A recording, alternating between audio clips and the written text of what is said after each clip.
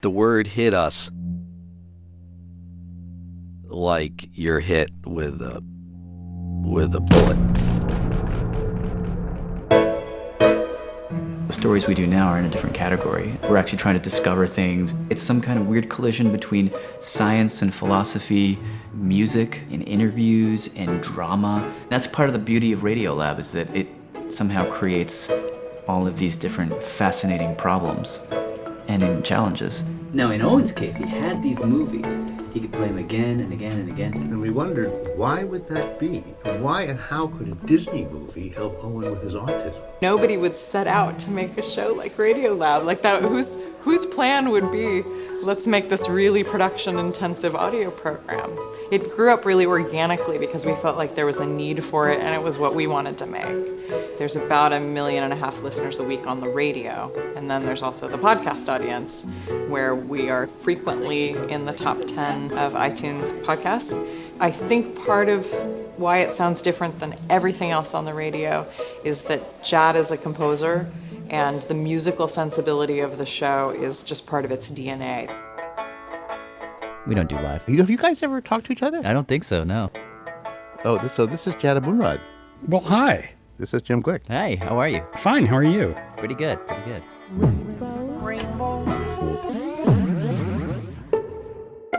Telling stories is a deeply musical act no matter what. It's pitches, contours of sounds, rhythm. A lot of it is trying to get the textures and the ingredients to behave the way you want them to, which I imagine is like a chef's problem. You know, you're constantly, like the way they poke at meat to figure out if it's done, you're constantly doing that with the sound. Like you're putting stuff in, saying, does it feel big enough? It feels thick enough? There's a real art to being able to tell a storyline and have music sort of bubble underneath the surface and always propping up the story, always propping up the characters that are in it. Music becomes a metaphor for me. It becomes a way of translating some of these ideas. We did a show about colors. You can't even really see colors on the radio. What does a mantis shrimp see when it looks at the rainbow?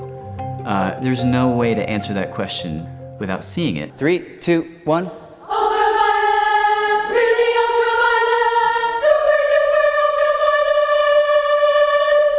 We used a variety of musical metaphors, and we orchestrated a whole choir with different bands of the visual spectrum. Each cluster of voices represented one band. Insanely red.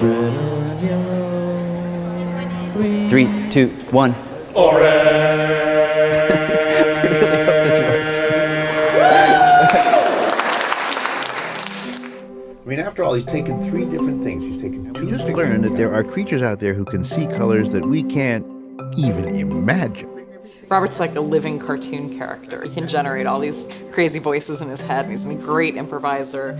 Jad's a composer, so when we all came together and Jad and Robert for the first time made something, it was like Jad was able to take the voices that were inside Robert's head and recontextualize them in a way that sounded surreal and something new and different. When we look for a new story in our editorial meeting, we're looking for, does it hit all of these different sectors? Can it take you to a specific place? Can it create specific images in your mind? And is there some kind of big idea? We love stories where you're left wondering, how do I feel about this? People sometimes tell me it's a very visual show. That's part of like the connection of listening, is that, like, you're seeing things and you can't help but see things. That's half the battle, you know, is about making those images come alive, which is weird because you're working in radio. You know, there are no pictures here. But in some weird, more cosmic way, I feel like the lack creates this vacuum that then 2 people have to fill. You, the storyteller, and the person listening. And there's something deeply empathic about that like we're doing it together. You're listening to Radiolab. Hey, Jad here. That was a video that the Dolby Institute, the movie people, made of Radiolab. Hope you enjoyed sort of the behind-the-scenes look. If you've got a minute, please make a donation to Radiolab. That's how we support the show. When you make a sustaining donation that goes month to month, that helps us plan for the future. So if you dig what we're doing and you want to keep it going, tell you what, just you can get out your phone, text this number that's on the screen, $10 will be added to your phone bill. That's huge for us. And also, you can go to radiolab.org. There's a support button right there. Click that, and it's tax deductible, and it helps keep us strong. Thanks.